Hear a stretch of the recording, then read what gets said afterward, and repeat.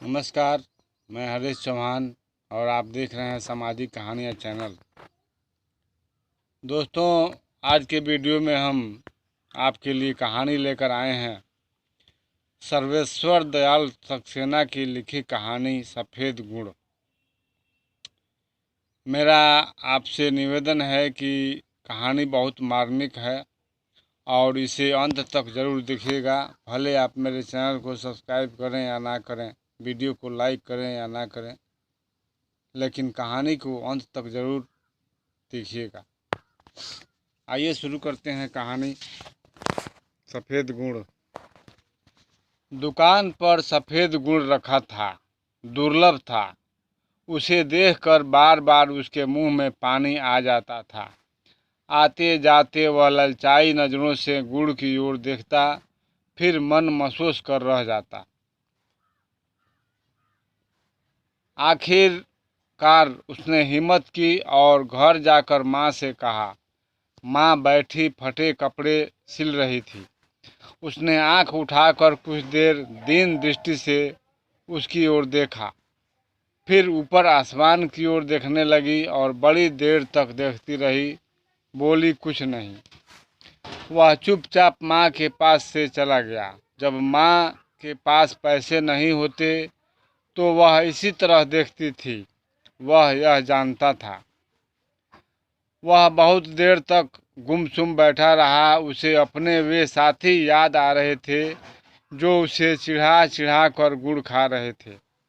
ज्यों-ज्यों उसे उनकी याद आती, उसके भीतर गुड़ खाने की लालसा और तेज होती जाती।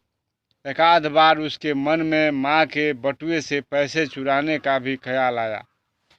यह ख्याल आते ही वह अपने को धिक्कारने लगा और इस बुरे ख्याल के लिए ईश्वर से क्षमा मांगने लगा। उसकी उम्र 11 साल थी। घर में माँ के सिवा कोई नहीं था। हालांकि माँ कहती थी कि वे अकेले नहीं हैं, उनके साथ ईश्वर है।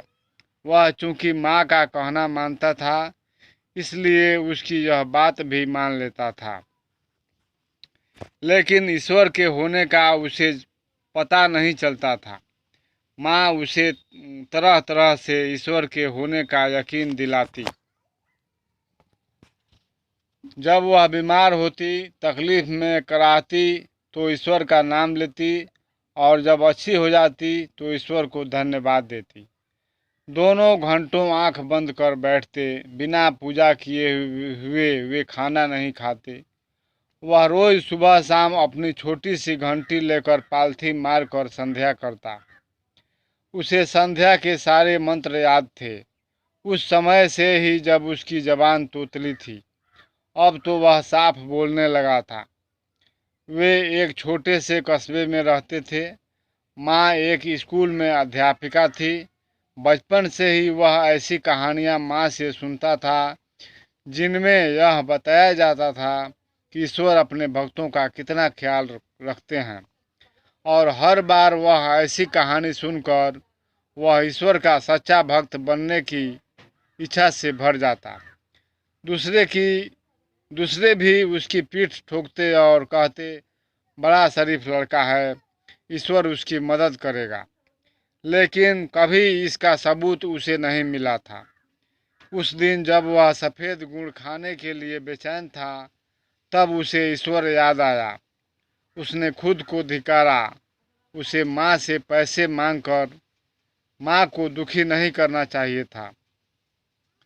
ईश्वर किस दिन के लिए है? ईश्वर का ख्याल आते ही वह खुश हो गया। उसके अंदर एक विचित्र सा उत्साह भर आया, क्योंकि वह जानता था कि ईश्वर सबसे अधिक ताकतवर है। वह सब जगह है और सब कुछ कर सकता है। ऐसा कुछ भी नहीं जो वह न कर सके।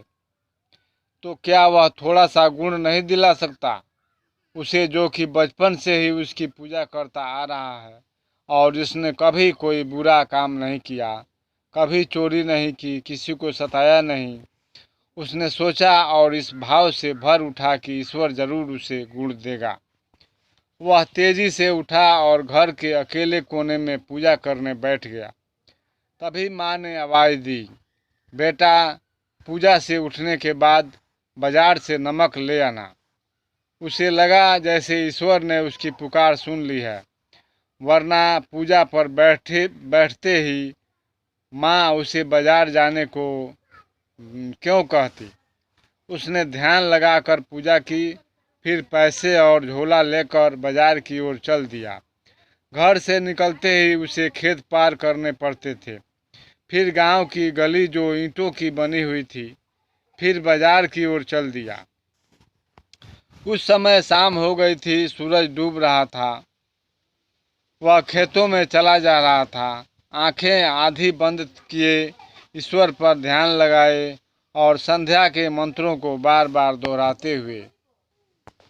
उसे याद नहीं उसने कितनी देर में खेत पार किए, लेकिन जब वह गांव की ईंटों की गली में आया तब सूरज डूब चुका था और अंधेरा छाने लगा था।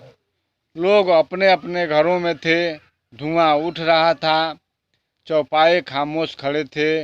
नीम सर्दी के दिन थे। उसने पूरी आंख खोलकर बाहर का कुछ भी देखने की कोशिश नहीं की।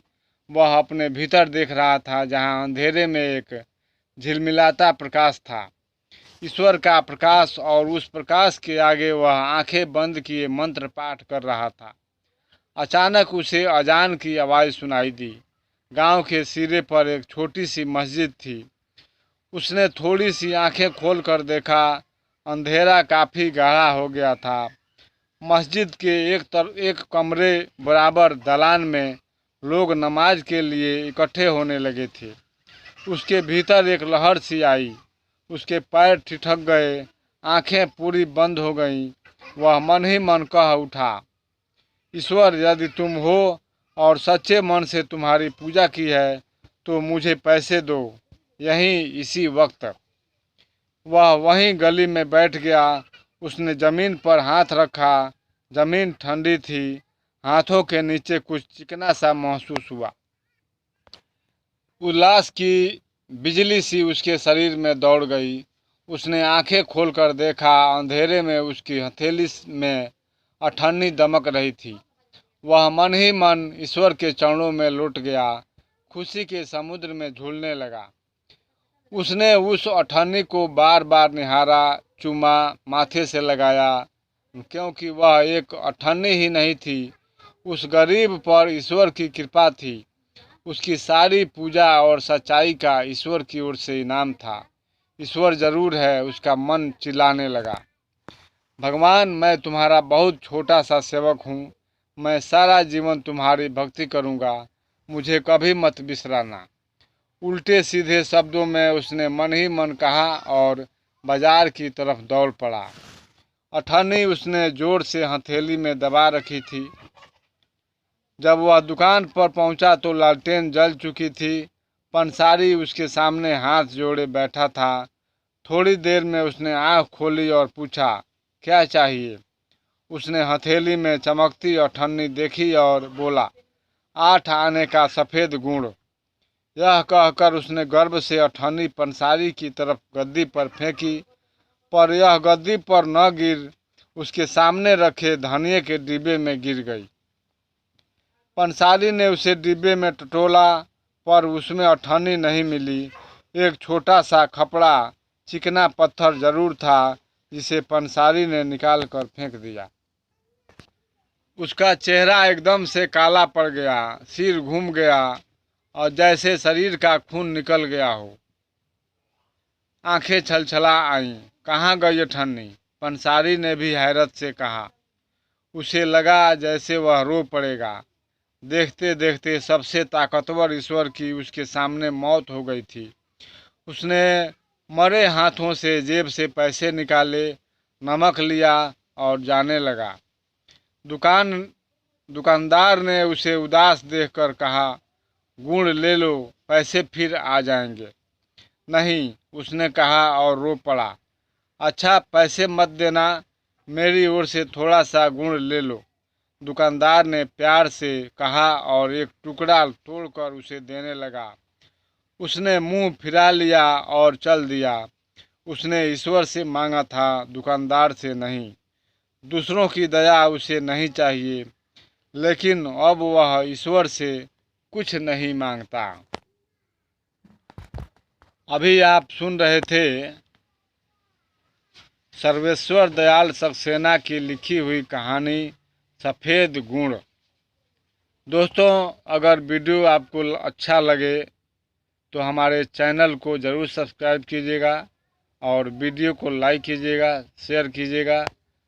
फिर मिलेंगे जल्द ही किसी नई कहानी के साथ, नई कविता के साथ। तब तक के लिए जय हिंद, जय भारत।